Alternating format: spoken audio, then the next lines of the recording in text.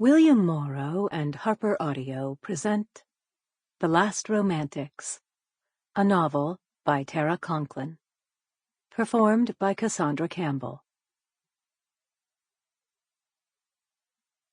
Behind the cotton wool is hidden a pattern.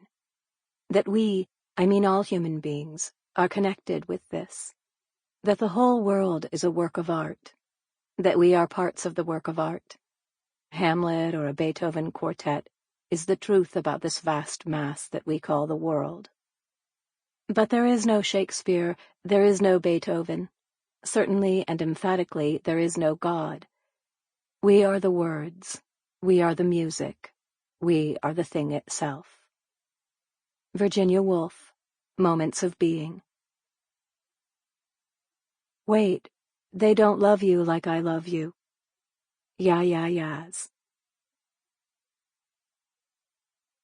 Year 2079. At first, I believed the girl to be an apparition, a ghost. She rose from the crowd in the auditorium and walked to the microphone. I remained very still. For the past 90 minutes, I had been seated on stage to discuss my body of work.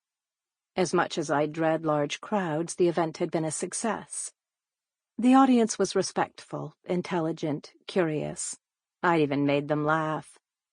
That joke about the frog, of all things. We heard the sirens only once. A brief wail during which I paused my reading. We all waited, the 1,000 here in the auditorium and the thousands more watching via satellite and DTR. We waited, and then the sirens quieted, and I resumed with my poem. Afterward, the questions. So many questions. My first public event in 25 years. Of course there would be questions, but I was not prepared for the intensity, the thoroughness with which these people had read my work. It still surprises me now, 80 years into this literary experiment, that my words might mean something to anyone other than myself. I am 102 years old and a poet of some renown. My name is Fiona Skinner. When the girl stepped forward, my attention was elsewhere, my energy low. I wondered what snack Henry had waiting for me backstage and hoped it was the candy with the peanut butter in the center, my favorite.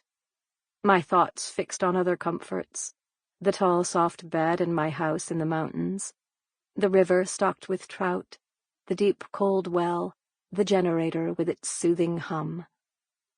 We never heard the sirens there. No, the nearest town was too far. It was a safe place, our house, a place beyond the reach of politics and rising oceans. At least, that's what I chose to believe.